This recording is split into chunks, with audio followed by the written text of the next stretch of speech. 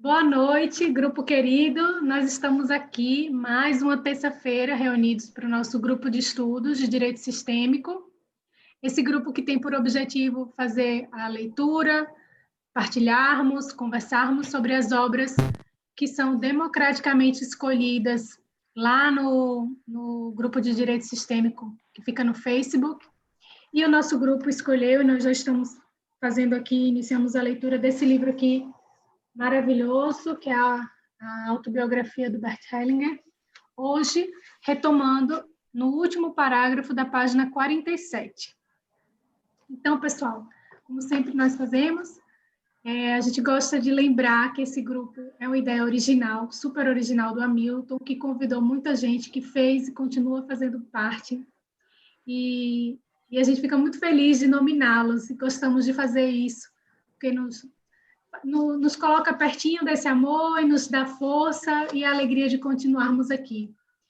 E a gente lembra da Alice Satin, do Renato Bertatti, do Oswaldo, do René Schubert e do Marcos Castro, que hoje está aqui conosco. Marquinhos, e desde já receba nosso carinho, nossa gratidão pelo seu acompanhar aqui. E, pessoal, esses encontros eles são gravados e depois são disponibilizados no canal do YouTube do Hamilton. Então, o pessoal que assiste depois também pode ficar à vontade, pode fazer algum comentário ou escrever alguma pergunta, que nós estamos sempre olhando, estamos sempre atentos, né, Marquinhos? E se tiver alguma questão, pode deixar nos comentários, que a gente procura sempre trazer também para cá, para o grupo, para que todos se sintam participantes. E vai ter um momento da leitura que o Marcos vai sinalizar, nós vamos fazer uma pausa, então quem aqui quiser fazer alguma partilha, algum comentário, alguma pergunta, é só levantar a mão ou então escrever no chat. Hoje, né, como a gente estava conversando aqui antes de iniciar a gravação, como missão dada nesse grupo é missão cumprida, a convite de uma provocação, a gente fala provocação de brincadeira, mas a convite do Marcos Castro e do René Schubert, a Cristiane Duarte vai partilhar conosco uma pequena apresentação, que eu não vou falar mais nada, nós demos um pequeno spoiler semana passada, mas antes, Cris, eu queria passar a palavra para você, Marquinhos, e te dizer também que a nossa leitora da noite é a Vera. Então, sem mais delongas, a palavra é tua, querido. Que ótimo. Boa noite a todos, cada um aí. Sintam-se abraçados, né? Nesse período aí, o abraço está sendo assim. Eu desde já queria agradecer a Cris, né, nossa colega que está sempre conosco, por aceitar esse convite, essa provocação e trazer algo para nós. E queria dizer assim que o Bert Hellinger ele sempre falava, né, que para se ter uma grande felicidade é preciso uma grande coragem. E cada vez que nós nos colocamos aqui, também entregamos algo, não é? Então, eu te agradeço, não é, por essa coragem, por essa disponibilidade, por essa entrega, né? Porque sempre que alguém se coloca nessa disposição, nós recebemos algo precioso e também aquele que doa recebe algo bastante precioso, né? Algo que pode ser internalizado tanto naquele que doa, também naqueles que estão recebendo. Você pode experimentar um pouquinho disso hoje, já experimenta isso com certeza na sua vida. Então, obrigado pela sua disposição, sinta-se à vontade, né? É um tema instigante. Eu não estive aqui na semana passada, mas imagino que seja sobre a banalização do mal, que nós havíamos falado algo, né? Então isso é também provocativo, né? Isso desperta algo em todos nós.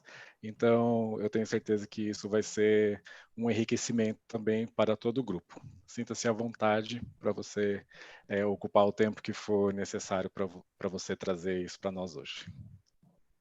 Eu agradeço, né, essa oportunidade de estar partilhando, né, mesmo aí realmente, Larissa falou certo, foi uma provocação que ela foi se confirmando ao longo, né, dessa leitura, principalmente dessa obra, e acredito que em respeito até mesmo à própria vida de Bert Hellinger, né, porque ainda há um olhar muito assustado para o que foi a história da Alemanha, né, aí no ano de 1930 e a boa parte do nazismo, e muita gente confunde, né, acreditando que todo alemão por si só já é um nazista, e não é bem assim, né? Então, e até em respeito também à história dos judeus, porque a Hannah Arendt, ela era uma judia alemã, e ela trouxe um olhar que, embora na época em que ela escreveu né, esse livro, essa teoria, foi justamente com base assim, num olhar de alguém que era a vítima, mas ela conseguiu olhar muito mais além disso, né? Ela foi meio que excluída da comunidade judaica por conta, né, de mostrar um pensamento e também expor a parcela do que seria, não vou dizer culpa, porque não existe culpados, né? Mas uma parcela de contribuição para o que foi o nazismo, que aconteceu, infelizmente, aí com o povo judeu. Eu mandei para a Larissa, um slide, tem como você colocar? Gente, vou tentar ser o mais breve possível, né? Mas vou pegar só os pontos bem realmente principais. Isso, nós vamos tratar, então, sobre a banalidade do mal. Pode passar, Lara?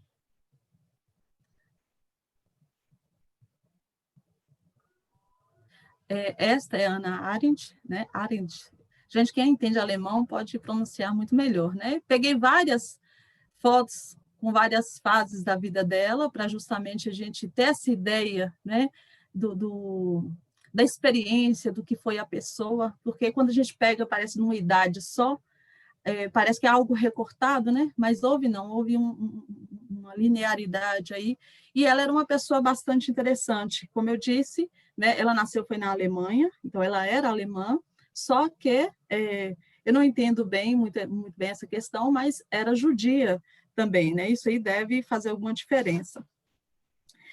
O pai dela era professor, eles tinham até uma vida confortável, mas ela não era tão participante da comunidade judaica, né?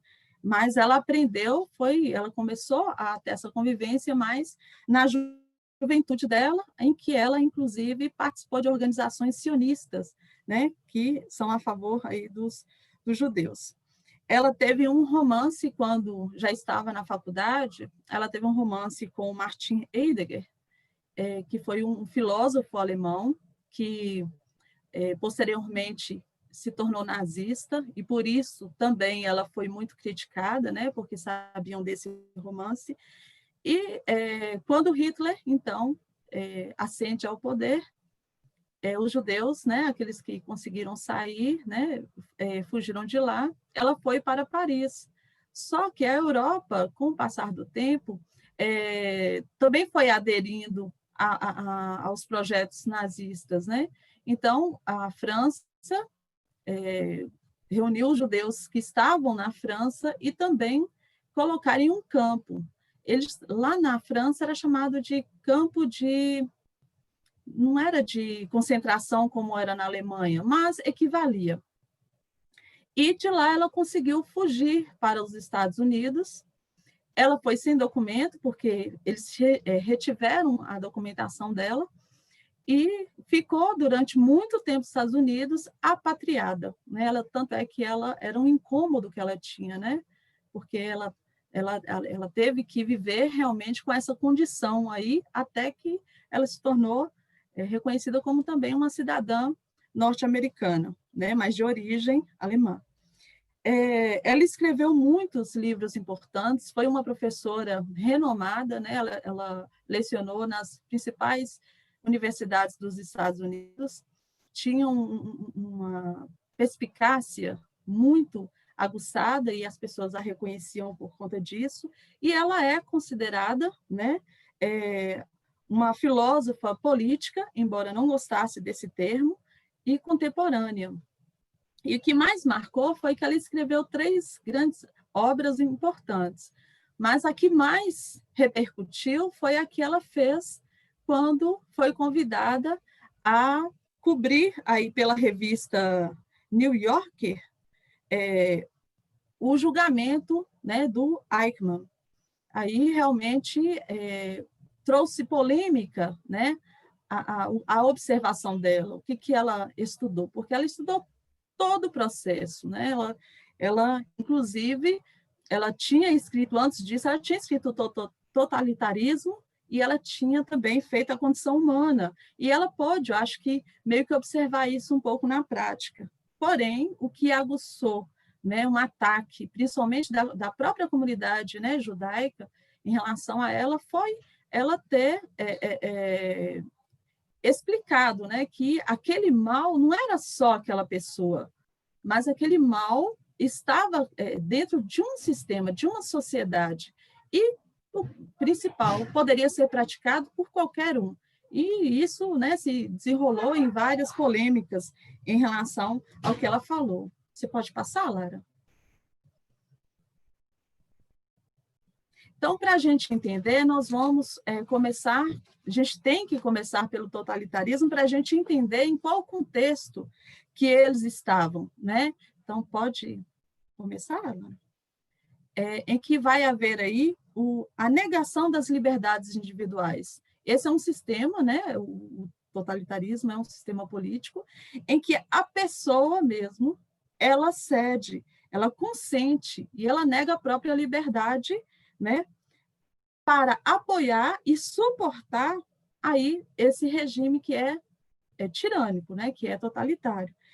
E nós conseguimos perceber que há algo nesse sentido, porque quando nós começamos a ler o livro de Bert, ele nos relata, né, um pouco sobre a infância, né, que eles viveram num bairro de operários, né, que o avô dele era um trabalhador braçal, depois o pai era engenheiro, depois que foi para Colônia, se não me engano, né, que é uma cidade alemã, mas ele mostrava que não era uma vida fácil, né, embora a infância dele foi a gente percebe muito carinho, né, e também as questões dele.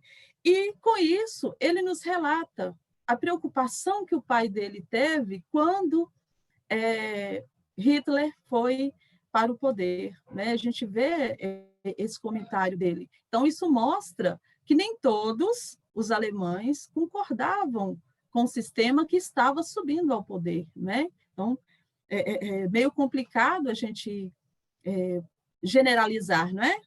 Pode passar, Lara? O que é ruim, no caso do totalitarismo, é que ele rompe com os princípios de ação do cidadão, que são o quê? Foi aquele moldado por Montesquieu, que ele fala que as pessoas, né, e não é só o governo, as pessoas, o governante, nem nada, não, são todos os membros de uma comunidade, quando elas estão dentro de um sistema, elas têm também uma postura, que é esse princípio de ação. No caso da monarquia, é a honra. E no caso da república, são as virtudes, trabalhar em cima de virtudes. E no caso da tirania, seria o medo. Não só, né, dos cidadãos, mas também de quem está no poder, para não perder esse poder, né? Pode passar, Lara? Aí ele vem falando a respeito, né? Não sei se vocês estão conseguindo ver, está escrito sobre a dominação. No caso do fascismo, a dominação que eles se viram, vamos dizer assim, bradando aos quatro ventos e entilando bandeiras, era como se fosse uma lei natural que a Alemanha tivesse para poder exterminar, né, legalmente, porque a partir do momento que o nazismo se tornou um regime político, eles fizeram leis para isso. E uma dessas leis era realmente que seria normal dizimar, né? Infelizmente, dizimar milhões de judeus, porque isso causaria uma higienização no mundo, não só judeus, mas nós sabemos ciganos, negros, quem fosse diferente do alemão, e isso seria, na verdade, um bem que a Alemanha faria para o mundo, segundo a visão, né, aí em lei do fascismo. Então, por isso que a gente não pode individualizar. Pode passar?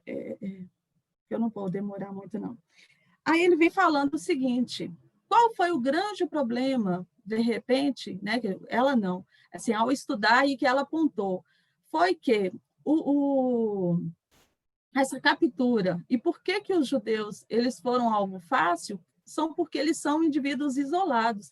Eles não têm laços sociais com outra cultura. Os judeus têm a própria comunidade. Por estarem em comunidade, e lá eles têm 3 classificações, né?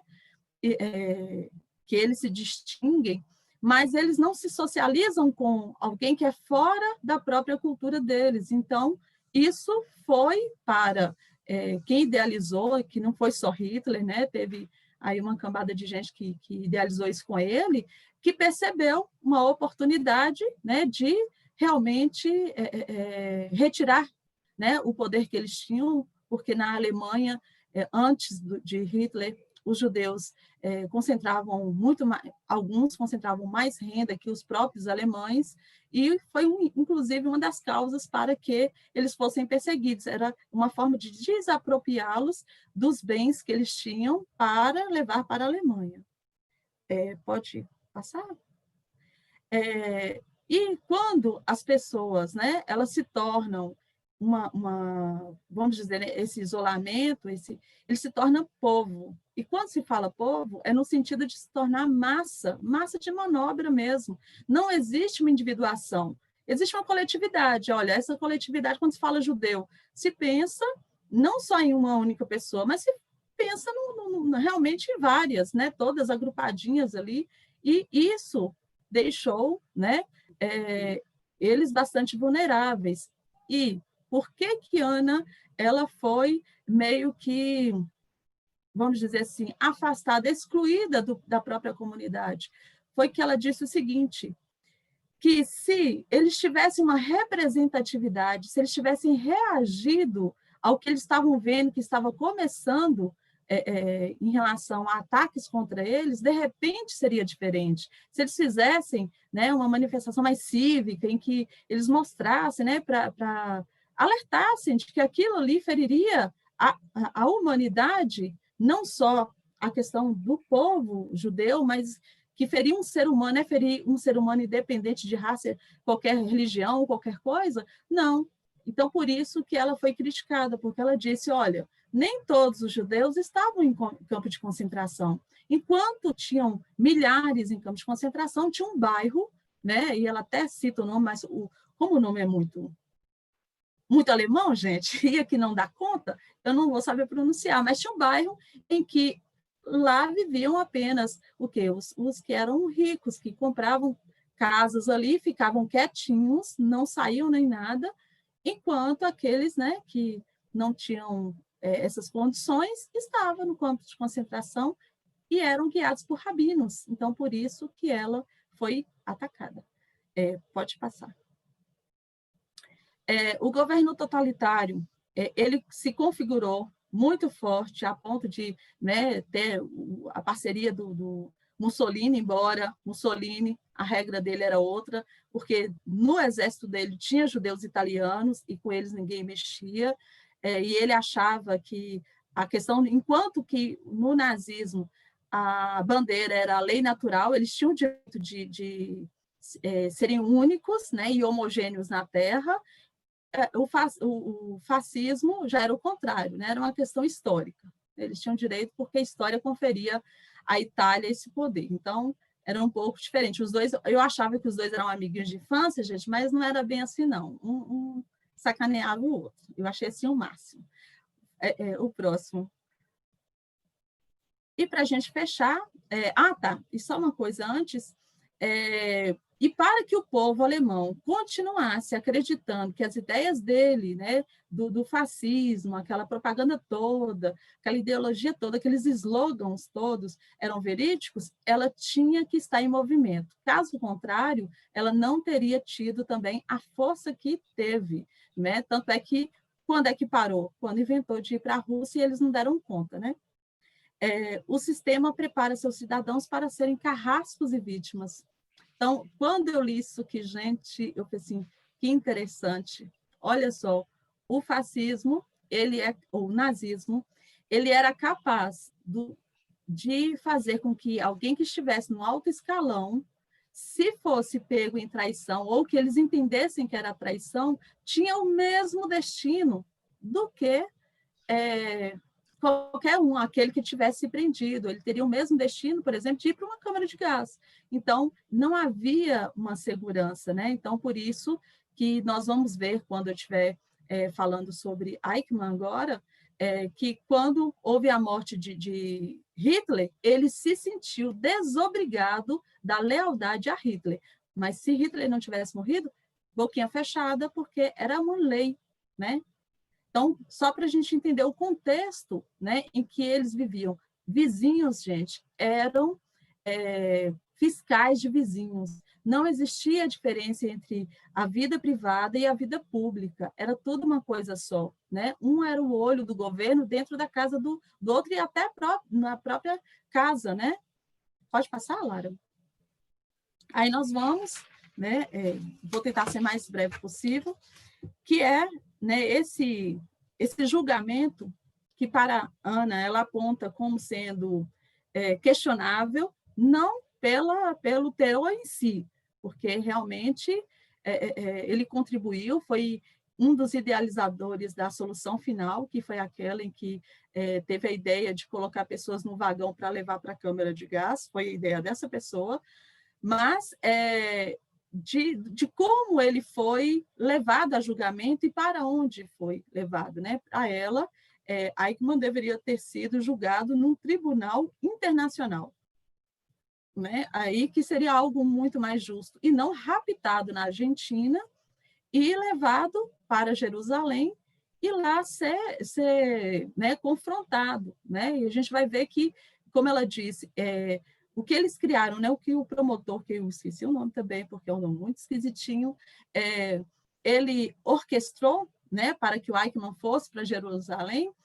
O que ele fez? Ele deixou até para os juízes algo complicado, porque não existia na lei algo que prevesse o que Eichmann fez. Pode passar, Lara? Deixa eu ver. Vamos lá. E aí ela deu para ele esse nome, que é o de Host Humani Generis, que é o inimigo do gênero humano, porque ela não considera que ele seja inimigo do povo judeu, porque ele matou foi um ser humano, então é da humanidade. Por isso, ela reivindicava que, se tivesse sido um tribunal internacional, teria sido algo mais justo. E qual foi o crime dele, gente? Adivinha só? É um novo tipo de crime. E é feito por um burocrata. Isso mesmo, né? Porque para ela, esse é um novo tipo de criminoso, porque ele participou, né, de todo um processo em que ele tinha conhecimento que pessoas seriam assassinadas, né? Mas ele, o tempo inteiro, se esquivava da responsabilidade que ele teve, porque ele acreditava que estava na lei e ele só cumpria ordens, né? Então, por isso que eu disse a vocês, para o juiz, né, quem fosse julgar ali, estaria complicado, porque não está previsto, né? Eu acredito, não sou conhecedora disso, em lei de país nenhum, que um burocrata, né, é preso por exercer e por cumprir sua função, né? E ele se escondia justamente nesses clichês. Pode passar? O que era monstruoso? Ele era um homem comum, ele era cumpridor de ordens, né? Ele agia conforme o determinado, nada a mais que isso ele fazia, nada a menos que isso, pelo contrário, estava na lei, ele seguia, fazia firmezinho, né? E, assim, não tinha nada que pudesse comprovar, gente, que ele diretamente tivesse matado qualquer pessoa. Ele não fez isso. Ele seguiu o que qualquer um, né, não precisava ser necessariamente ele, mas qualquer funcionário público que tivesse no cargo dele faria a mesma coisa. Então, é isso que ela coloca, né? Porque nós temos até muitos filmes em que mostram que tinham pessoas que dentro de casa, para a sociedade, eram pais de famílias exemplares, eram pessoas caridosas e eram, né, participantes aí faziam parte do partido nazista e que faziam monstruosidade quando estava no campo de concentração, né? Então, não era a questão dele, Eichmann, porque ele sozinho, ele não era antissemita. Isso aí ela conseguiu, inclusive, fazer uma pesquisa para mostrar que ele tinha amigos rabinos, né? Que, inclusive, por isso que ela condena alguns rabinos judeus da época, né? Que poderiam ter feito mais, embora já soubessem que ao chegar no ponto que chegou não se tinha mais o que fazer, né? Não tinha como resistir, mas ela acredita que poderia ter sido feito alguma coisa, alertado, né? E não entregue de mão beijada, né? Então ela divide isso aí, inclusive com o próprio povo que sofreu essa monstruosidade.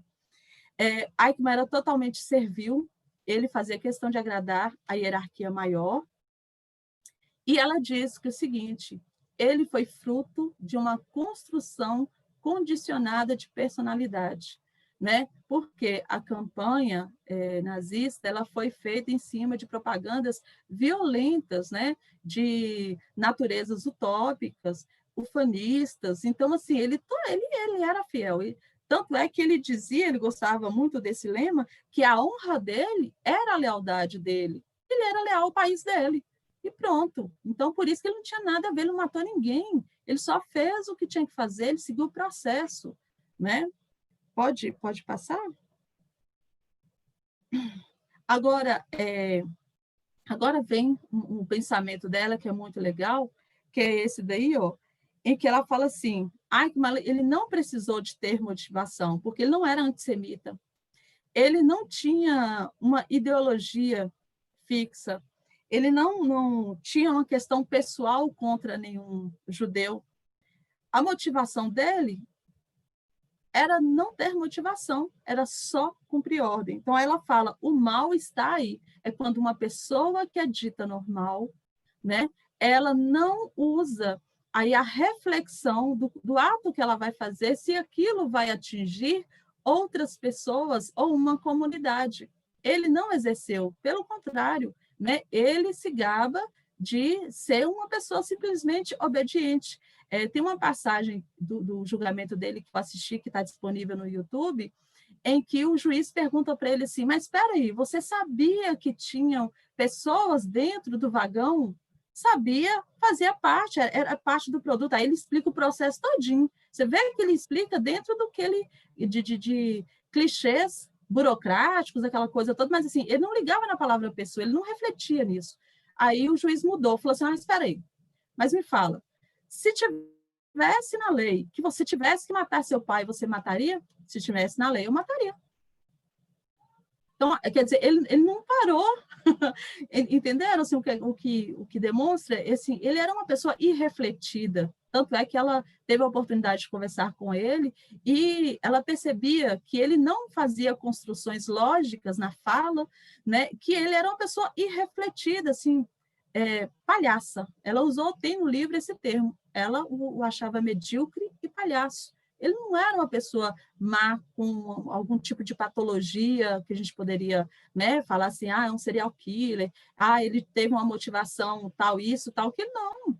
E ele nem estava olhando, para ele não raciocinou de que havia responsabilidade, não. A responsabilidade é do sistema. Eu trabalho para o governo mandou eu fazer, eu fiz. Pronto, simplesmente assim. E aí ela mostra, o mal está aí. É de você não refletir sobre as ordens, inclusive, que você recebe. Aí, fazendo só um parêntese, para não prolongar também muito, que eu quero, né, deixar a leitura acontecer, eu falei assim, gente, graças a Deus, gente, não sei se ajuda muito, não, ainda bem que nosso país, né, tem a lei da ética, né, que o servidor ele não é obrigado a atender algo que ele acha que é contrário ao serviço dele, graças a Deus, né, os nossos burocratas tomaram que não sejam assim, né? Que eles sejam pessoas refletidas. Pode passar, Lara? Ela reparou na linguagem dele. Foi aí que ela conseguiu perceber também, né? E foi o maior medo dela, essa irreflexão dele, porque ele não articulava sem utilizar clichês ou termos que fossem burocráticos. Ele o tempo inteiro dizia, eu não sou um monstro, eu não fiz isso, eu não matei, eu só fiz o meu trabalho, eu só fiz o meu trabalho. E, assim, sem nenhum momento refletir que não, o trabalho dele conduziu, sim, né, a um determinado resultado. Mas ela diz, se tirasse Eichmann de lá e colocasse uma outra pessoa, de repente essa outra pessoa continuaria o processo que Eichmann não quisesse fazer. Bastasse que essa pessoa também não fosse uma pessoa reflexiva, não fosse uma pessoa, né, pensante. Pode passar? Ela faz uma análise dele, fala, né, e nós, a partir disso a gente vai entender a banalidade, que ele era um homem supérfluo, ele gastou muito tempo, né, relatando as pessoas que ele conheceu, que eram importantes do governo nazista, que ele ia para jantares, que ele era convidado para isso, né, que ele participava de reunião com isso. Ele dizia o processo dele, mas quando colocavam o fator humano dentro disso tudo, ele, na hora, ele ficava sem ação, ele não sabia entender como que aquela relação se estabelecia dentro do que ele viveu. Aquilo ali não era importante, por isso que ele era, né, bem uma pessoa bem supérflua. E, como ela diz, né, ele tinha qualidades e defeitos próprios de qualquer pessoa comum. E aí que está a grande banalidade. Pode passar? Na banalidade do mal, a partir disso que ela pôde refletir, ela diz o seguinte, que o mal não tem raízes. Né? Não tem. Ele não foi cultivado. O mal nesse sentido, que foi o totalitarismo, que deu aí não só o nazismo, o fascismo, mas também aí o comunismo na União Soviética, eles foram frutos de algo, né, que não tinham porquê, feito por pessoas comuns. Né? Por quê? Porque simplesmente os cidadãos, eles estavam inaptos ou não quiseram refletir sobre aquilo que eles estavam aderindo. Então, por isso a importância da gente conversar abertamente sobre as nossas posições e defender no sentido não de levantar bandeira, essa coisa que está o Brasil esquisito hoje, né? Se você fala alguma coisa contra o governo, você automaticamente já se virou petista, e não é isso. Né? Eu, particularmente, eu nem votei em PT, no meu caso, confesso, era Amoedo, já que era para mudasse para alguém que nunca tivesse sido político. Mas se eu falo assim, não, mas isso que ele está fazendo, o atual governo está fazendo, não está correto. Ah, não, é porque você deve ser petista? Professora deve ser petista? E não. Mas é por quê? Porque as pessoas elas não estão refletindo. Né? Então, parece que a capacidade de pensar, ela realmente destitui qualquer argumentação, qualquer possibilidade de diálogo. E é isso que ela chama a atenção, porque o mal entra aí. Pode passar. Opa. Aqui ela diz o seguinte, que a banalidade, que ela está tratando, ela foge, né, ao que nós tipicamente conhecemos como uma pessoa insana, ou uma pessoa criminosa, ou uma pessoa que foi ideologicamente, ela era antissemita, ou preconceituosa, né, ou racista, alguma coisa assim, no sentido psicológico, né, sofreu alguma coisa, era anormal, ou até mesmo de uma teoria religiosa, né? Ou foi tomado pelo demônio, né? Que muita gente faz, eu fiz isso, não foi não, eu escutei vozes e mandou fazer, eu fiz. Não. O que ela diz aqui é que não, esse mal que se constituiu na época do nazismo não tinha raiz em nenhuma dessas questões. Pode passar? Porque o mal que ela viu apresentado em Eichmann é sem inspiração própria. Por quê? Porque houve uma adesão de algumas pessoas, eu não vou falar do povo alemão, porque eu vou estar sendo injusta com aqueles que não aderiram, como os pais de Bert Helling, eles não aderiram ao partido nazista, embora sofressem uma pressão para se tornarem. Nem todo alemão se tornou na época. Porém, pelo fato de serem alemães, eles carregam essa história com eles, né? Eu acho que Bert ele ficou muito bem resolvido com isso também, mas, assim, Justamente por quê? Porque, no caso de Eichmann, ele não se preocupou, por exemplo, vamos dizer assim, de refletir, de pensar, de querer, falar assim, espera aí, o que eu vou fazer está certo, mas eu conheço fulano de tal, eu sou amigo de fulano de tal, ele é judeu, mas vai matar a criança, vai matar velho? Não houve essa reflexão. Esse mal é quando eu escolho fazer, embora eu seja um pai de família, embora eu seja um cidadão contribuinte com os impostos, que eu faça caridade, eu escolho fazer um ato monstruoso, como escolheu fazer. Pode passar? Isso. Agora aqui é que nós vamos entender um pouco o termo banalidade. Muita gente acredita que o significado de banalidade, gente, é algo que seja comum, e não é. A Hannah Arendt, ela fala o seguinte, o que é banal não é o mesmo de lugar comum. O que é isso? É eu acordar todo dia, ir trabalhar, ir trabalhar, ir para uma igreja, estar com amigos, fazer qualquer coisa que no dia a dia, no cotidiano, não é normal fazer. Ela diz o seguinte, que a banalidade significa dizer ocupar algo que não é comum, ocupar o lugar de algo que é comum. Exemplo, se eu achar que é comum, né, bater em um homossexual, para as pessoas que batem, isso é banal. Se tornou o normal deles, né? Então, o banal com o comum não se confere. E é uma escolha. Quem comete a banalidade escolheu não refletir, escolheu fazer aquele ato. Por quê? Porque não é comum. A agressão não é comum. Ela entrou e como as pessoas começaram a ver muitas, por exemplo, passavam aqueles trens, passavam fugitivos, né? A polícia correndo atrás para poder levar para os guetos ou para campos de concentração, as pessoas viam, elas não faziam nada. Então, aquilo ali eram tantas cenas repetidamente ao longo de dias e anos que elas começaram a fazer o quê? Se tornou comum algo que antes era apenas banal, que foi colocado ali para se tornar o novo normal. Vamos colocar assim, a agressão se tornou o novo normal, embora, né, um não é sinônimo do outro. Aí ela diz também o seguinte, banal, por sua vez, não pressupõe algo que seja comum, mas algo que esteja ocupando o espaço do que é comum.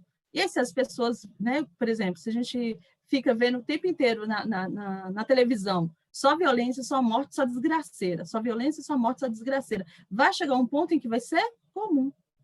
Não vai ser algo que como diz assim, né, que eu vou ficar chocada. Não vai me chocar. Aí morreu. Tanto é que o pessoal faz, hoje em dia, né, conseguem dar conta, fazem memes com desgraça alheia. Né? O que é isso? Isso é banalidade. Banalizou o que deveria ser algo chocante, né? Porque foge do normal mesmo. E assim, ela diz assim, para poder a gente arrematar, como a monstruosidade do assassinato em massa puderam tornar-se corriqueiros como se fossem comuns. Como ocupar um lugar da normalidade? Por quê? Aí ela responde, o mal se torna banal porque os seus agentes são superficiais. Né? As pessoas que aderiram ao partido nazista, eles escolheram, vocês lembram que lá no início eu disse que a pessoa, quando entra no totalitarismo, ela abre mão da sua condição de liberdade, ela cede, ela suporta e ela apoia isso? Então, por isso que quem adere a qualquer regime que seja totalitário, que seja todo ismo, né? Dizem que todo ismo já não presta. Eles são superficiais, porque eles vão deixar de exercer a reflexão, o pensar que é algo natural em nós, eles abrem mão disso em nome aquilo que eles acreditam que vão ser aí, aquilo que vai ser, benéfico para eles. E, ao mesmo tempo, ela diz, os agentes são supérfluos, mas as vítimas, elas são consideradas supérfluas, enquanto um era o superficial, o outro é visto como supérfluo. Supérfluo é um objeto. Objeto eu posso jogar fora. Então, ela até conta, né, no tempo que ela ficou lá no campo, institucional, alguma coisa que na França, lá em Nurs, era chamado de outra forma, eles passavam o tempo inteiro falando, olha, vocês trabalham para nós, vocês não estão aqui porque vocês são importantes, vocês não valem nada, vocês são supérfluos, vocês são isso, vocês são aquilo. Estava despessoalizando a própria pessoa, até para que a pessoa se preparasse, já que eu não valho nada, basta me morrer. Né? Então, uma como diz, né, das agressões psicológicas que eles sofreram o tempo inteiro, saber que eles não eram dignas de estarem vivas, eles não mereciam estar ali. Então, ao juntar, né, essa aceitação, até mesmo porque na condição em que aquelas pessoas estavam totalmente fragilizadas, elas não poderiam fazer motim ou fazer qualquer coisa, né? Mas diz que é o que Arendt fala, se no início essa passividade, né, ela tivesse sido revogada, não teria sido tão forte aí que esse superficial dominasse aquelas pessoas a ponto delas serem objetificadas, porque, né, o totalitarismo traz isso. Ele pega pessoas fracas, pessoas que não refletem, para se juntar contra um inimigo hipotético, né? Porque não existe inimigo, não existe o outro. Somos todos, né, o mesmo barco. Então, por isso que a gente tem que tomar cuidado algumas falas, porque tem umas frases que eles utilizam, gente, o coração gelou, porque eu já ouvi na boca de um governante, né? E, assim, esses slogans que, se a gente pegar, não dizem nada com nada, a gente tem que tomar cuidado, né? E a gente vê isso sendo propagado sem uma reflexão. Então, para Hannah Arendt, a banalidade é justamente esse, né? É não pensar, é não reagir, né? É deixar que o que não é comum se torne comum, né? E, infelizmente, se a gente refletir sobre o nosso país, muita coisa não deveria ser comum e está comum, né? E assim a gente acaba. Cris! Aí, ó, o pessoal aí, ó, te aplaudindo. Obrigado, Cris, por trazer para nós. É claro que agora eu também vou dar mais umas provocadas, né? Você já falou isso, que eu gosto de fazer isso, né? Lá vem o Marcos e dá aquelas provocadinhas, assim. Mas Agora, também que tem outras meninas aí. É justamente assim, trazer um pouco para nós, porque talvez quando a gente fale, né, da banalidade, do mal, e veja tudo isso de uma forma tão explícita hoje, né, que lá naquela época não se via também assim, tanto que criou-se esse vazio reflexivo, né? A Hannah Arendt usa isso, né? Ela fala assim, esse vazio reflexivo, Justo. né? Então, por conta da existência desse vazio reflexivo, do pensamento inexistente, algo se acomoda ali, né? Algo pode tomar esse espaço que você trouxe para nós, assim. Aí eu pergunto, olha, veja como é para nós, né, para os seres humanos mesmo, quando algo atua, né, de uma forma de massa e o coletivo, e você está ali naquele meio, e especialmente assim, eu vou usar uma palavra que é quase como um transe, né? Você também é levado, deixa eu só arrumar meu negócio aqui. Você também é levado por conta desse coletivo. E aí, quando a gente estuda as consciências, a gente consegue até visualizar um pouquinho melhor isso, né? Porque quando a gente vai falar do Eichmann ali, ele fala assim: eu só cumpria as minhas tarefas. E ele estava totalmente daquilo que a gente fala da boa consciência. Eu estou aqui E fazendo o meu ficou dever. indignado porque foi chamado de monstro e ele não era, né? Então, é realmente algo inocente totalmente, né? Totalmente. Quando totalmente a gente fala da boa inocente. consciência, como se sente, né? Inocente. Sim. E aqui, justamente, quando o Bert vem falar que, olha, não tem esse valor moral, não tem esse julgamento dentro dessa consciência, né? Às vezes eu até falo assim, dou algum exemplo. Olha, imagina que tem duas famílias, né? E que nessa família aqui, papai, mamãe, 5 filhos, e aí eles têm a religião, o dia deles é traçado, e os meninos têm que ir para a escola, os filhos, e depois nesse outro sistema aqui, papai, mamãe também, 5 filhos, e a proposta é, todos eles saem de manhã, e eles saem para praticar pequenos furtos. E à Uhum. noite eles voltam para repartir entre si o produto desse crime feito durante o dia. Porém, um belo de um dia, um desses filhos resolve, se sente assim que não quer praticar mais aquilo, não quer fazer aquilo, e ele sai de manhã e volta sem nada para casa. E aí é onde eu pergunto assim, como é que vocês acham que se sente esse filho? Onde todos os demais estão ali compartilhando o produto do dia inteiro e esse filho não tem nada para apresentar. Será que ele se sente bem, feliz, porque, ao nosso ver, nossa, ele deixou de furtar, é algo bom, mas naquele sistema acontece de uma outra maneira. E aí ele acaba se sentindo também culpado, coisa que o Eichmann não sentia. Não existia culpa ali, né? Ele estava como um servidor cumprindo a sua meta. Pararam para refletir sobre isso? Ele estava cumprindo uma meta. Existia meta, né? Olha, precisa encaminhar tantos nesse vagão aqui para essa solução. E só um adendo, dizem que o último, né, que foi para Auschwitz, já tinham destituído, o Hitler já tinha, inclusive, se matado, e ele fez cumprir, chegar o vagão lá em Auschwitz, porque para ele, independente de Hitler ter falecido ou ter se matado, né, porque tem várias teorias para isso, era ele terminar o serviço dele. E ele devia terminar de qualquer jeito, e terminou. E a provocação da Hannah, assim, é interessante para nós, trazer também, olha, como é a nossa capacidade para criar algo novo? O que é que nós podemos, numa situação como essa, passar a refletir? Olhar para aquilo que realmente está se apresentando e pensar um pouquinho.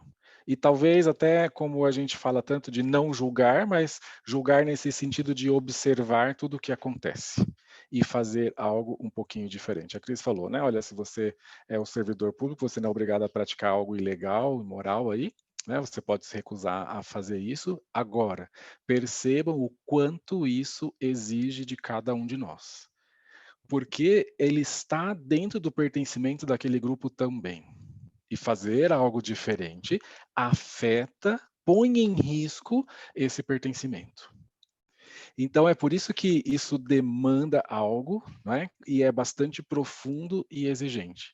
Então eu só estou colocando aqui para a gente contextualizar que mesmo que quando a gente fala, né, desse mal, e se a gente pensar, claro, nessa morte de milhões de judeus, mas trazer um pouquinho para o nosso dia a dia, quanta coisa muitas vezes a gente até percebe,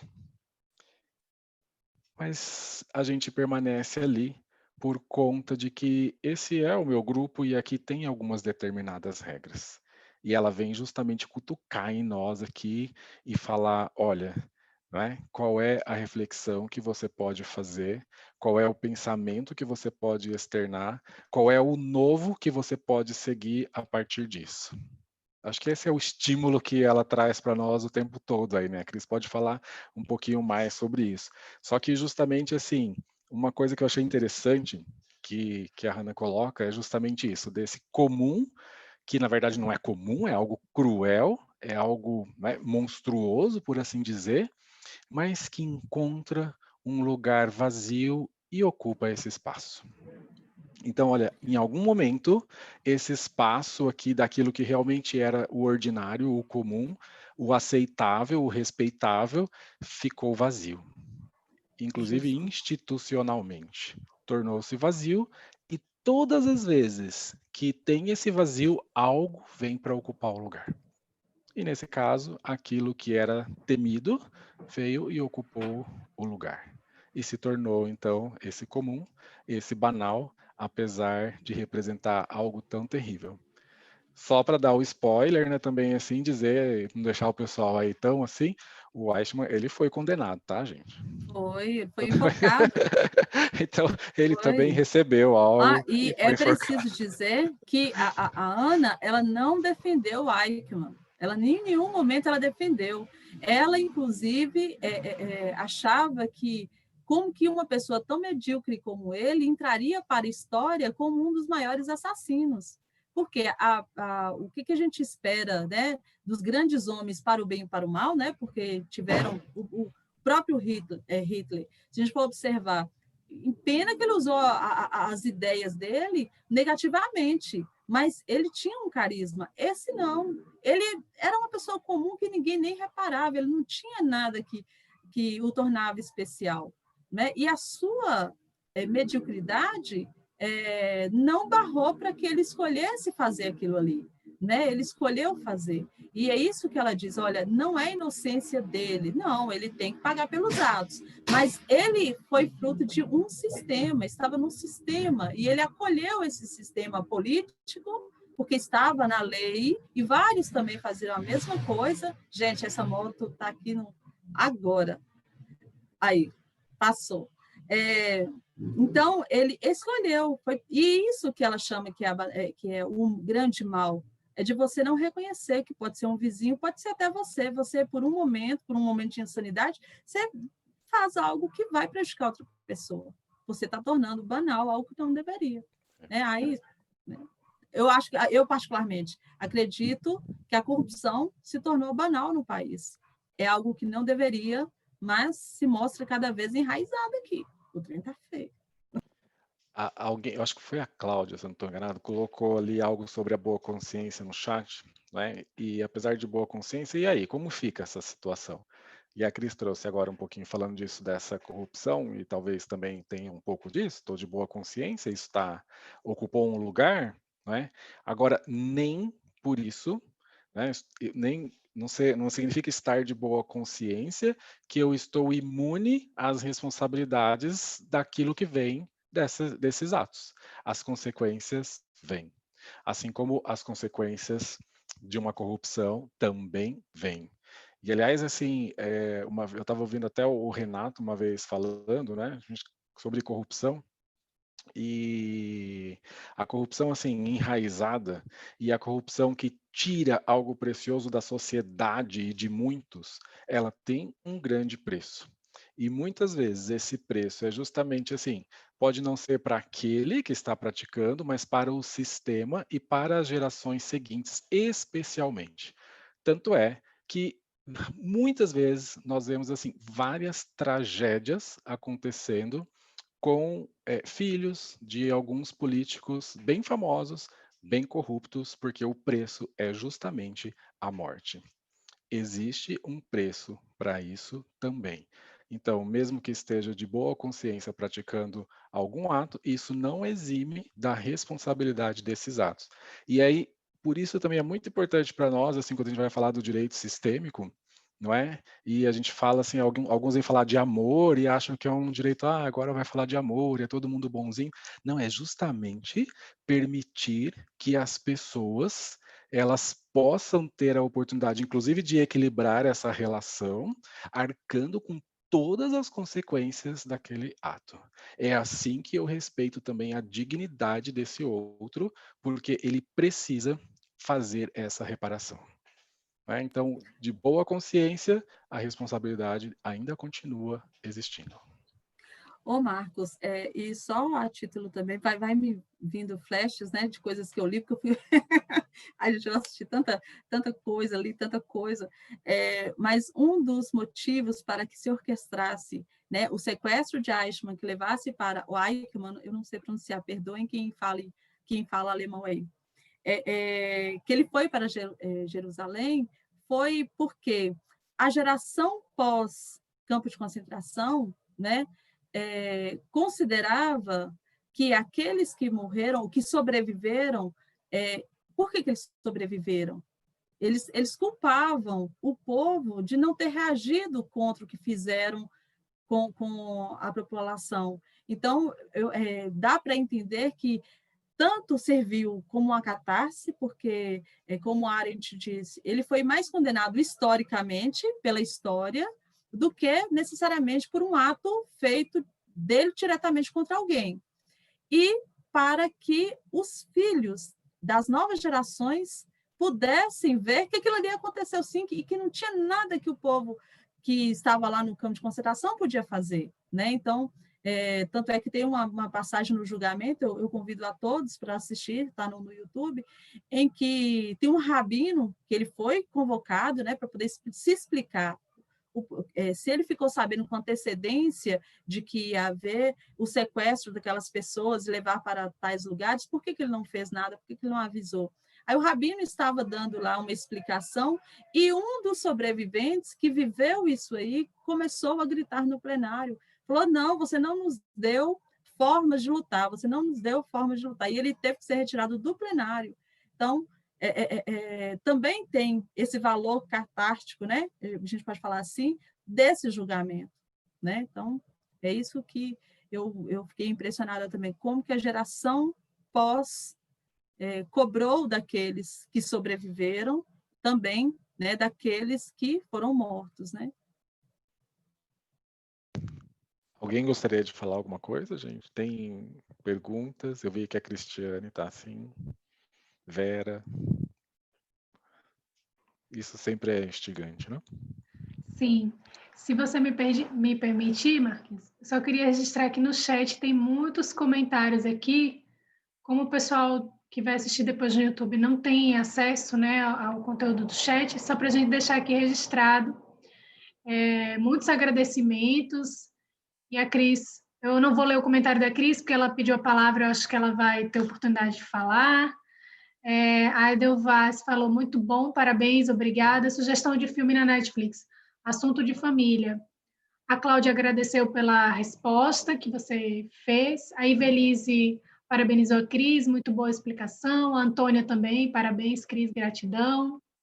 E a Marina falou, né, que já falou aí que quer ver um artigo escrito pela Cris. Falou, Cris, parabéns, você foi excelente, estou emocionada. Então, é isso. Quem que levantou a mão? Eu tô vendo, a Cris levantou a mão, estou vendo o Marco com a mão levantada, e você falou também a Vera, é isso?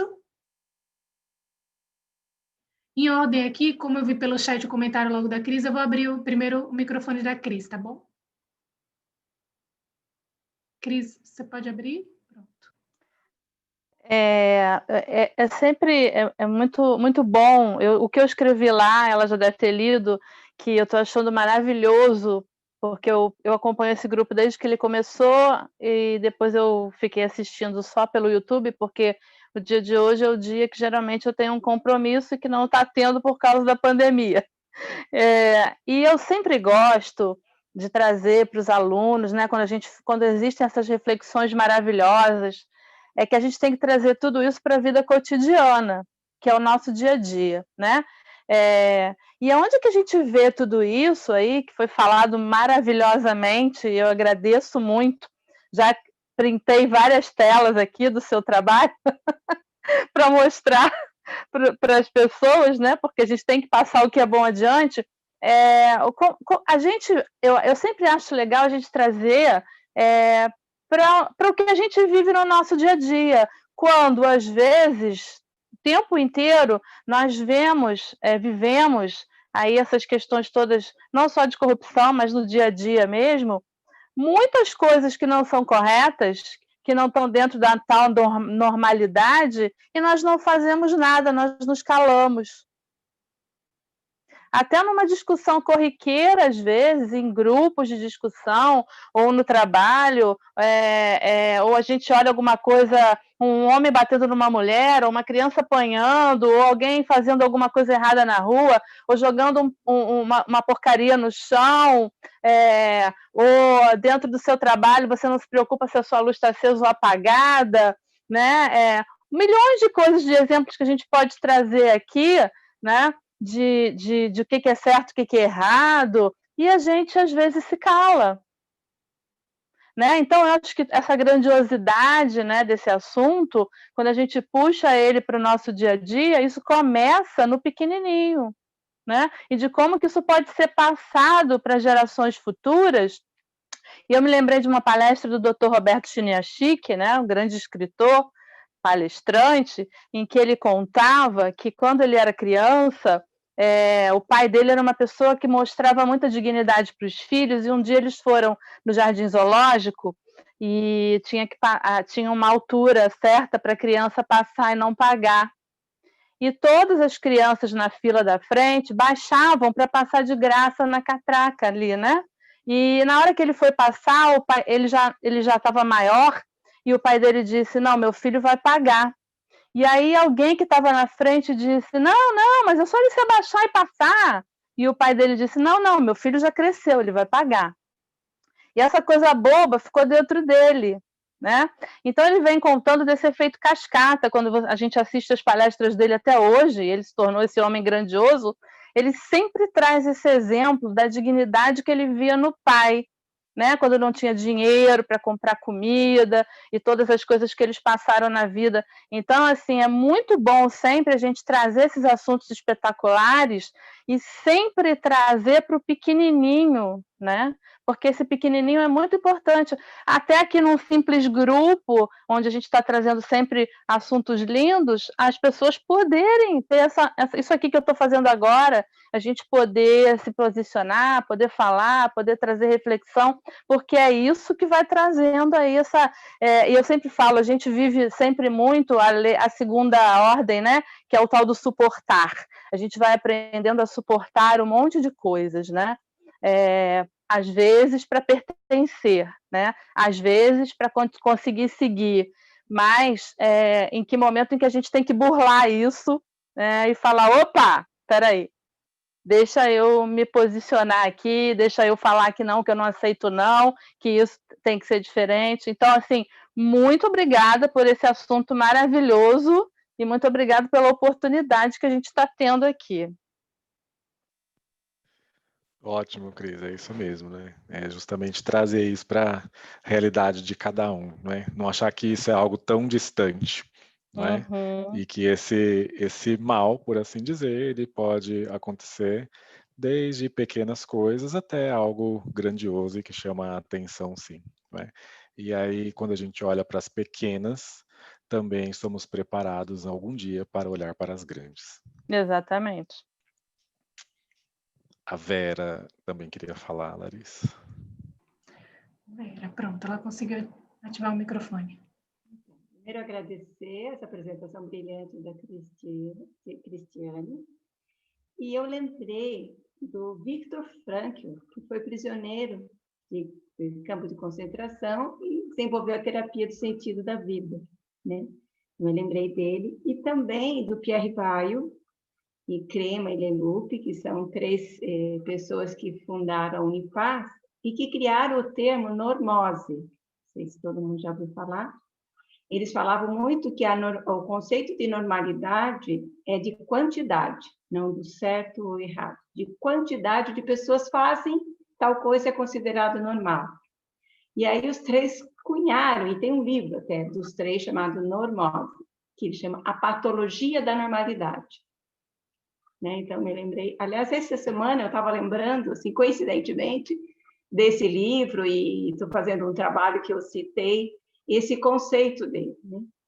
Da normose, né? Que tem a neurose, a psicose, e aí eles criaram esse termo, né? De você sair da normose, quer dizer, fazer porque todo mundo faz. Porque você está fazendo porque todo mundo faz, sem parar para refletir se está certo, se está errado, se é bom, se é ruim. Não, está todo mundo fazendo, então vai cobando, né? Então eu lembrei, queria registrar que existe esse trabalho, né?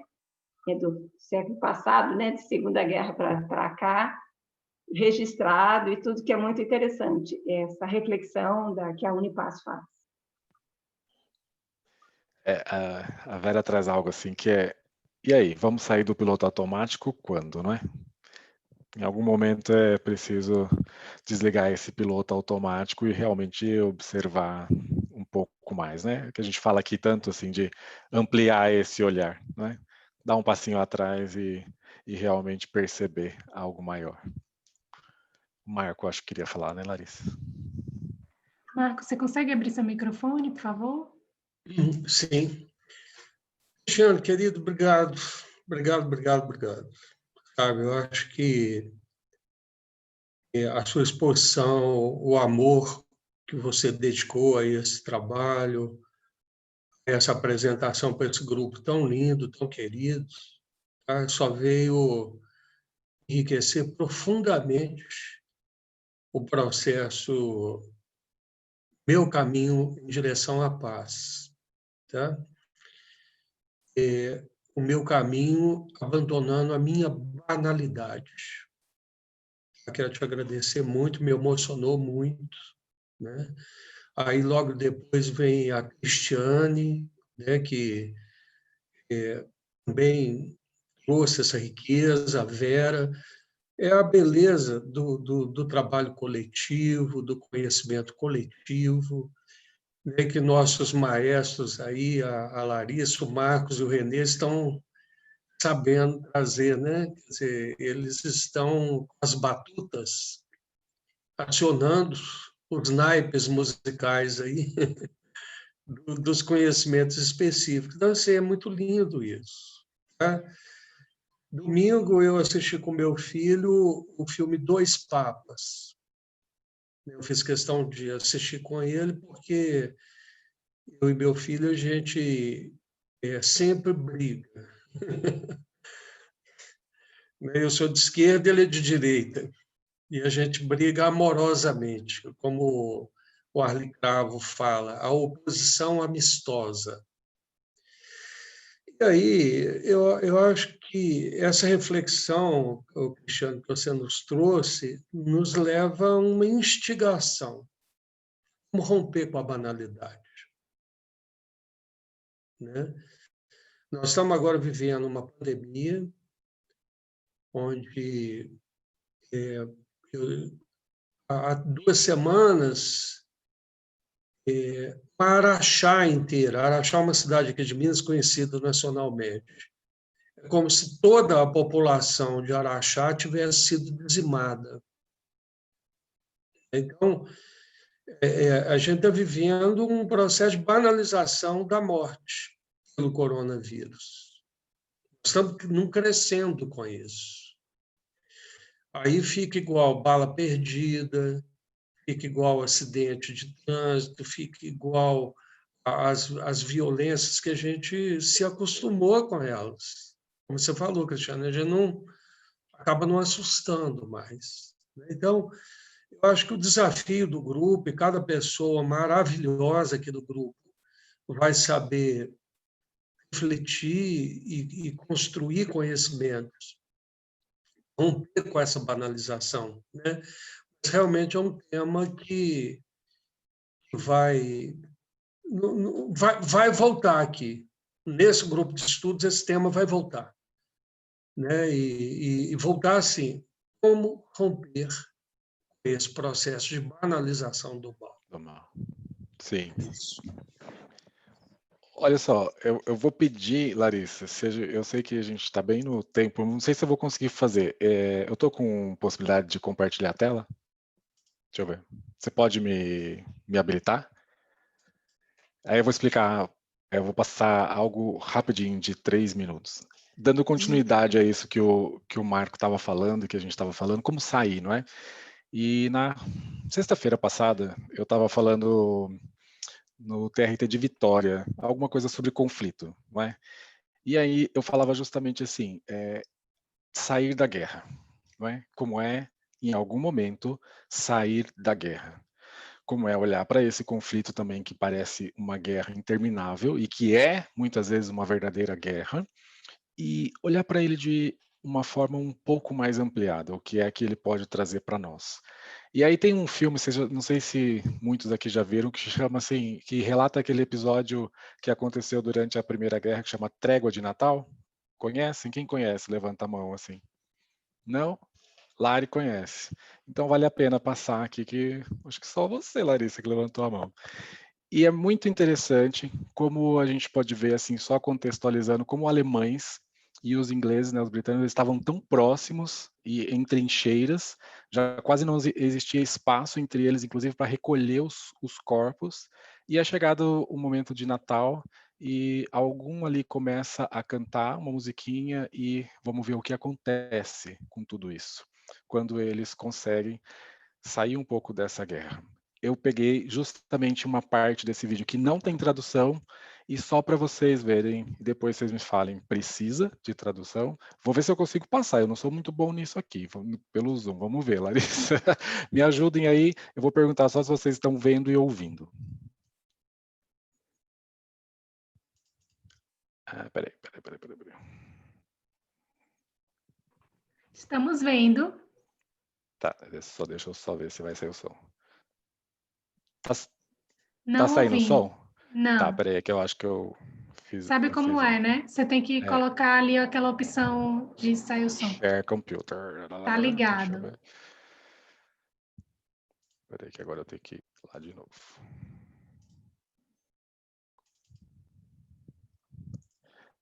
Calma aí, gente. Vai dar certo. Não me deixe nervoso. Ó, já estão vendo, né? Sim, agora já vamos ver se vai vendo. sair. Deixa eu só fazer um teste para ver se vai sair o som.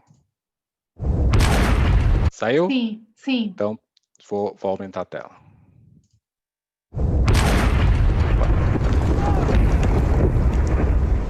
Jenkins, Oakley. No.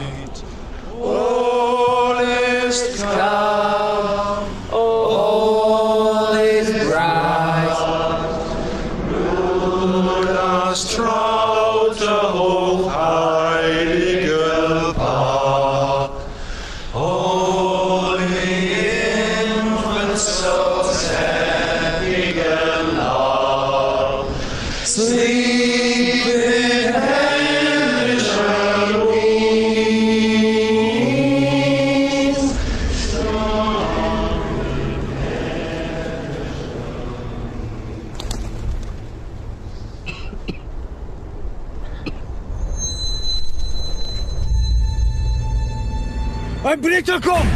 Ein Blitzer kommt! Jim? Jim, don't do it! Halt! Er ist nicht bewaffnet!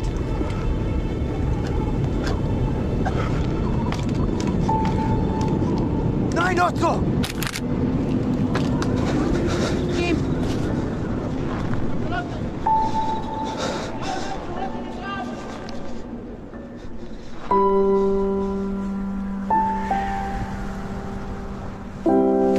My name is Jim.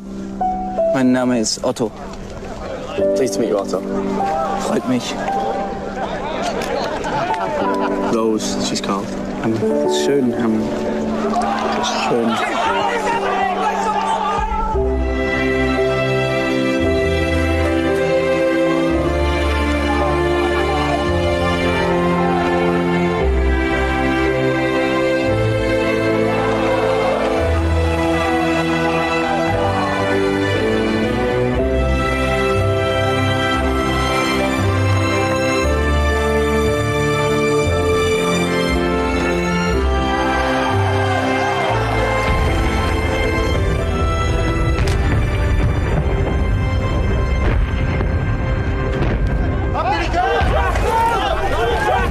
Danke. Happy Christmas. Frohe Weihnachten.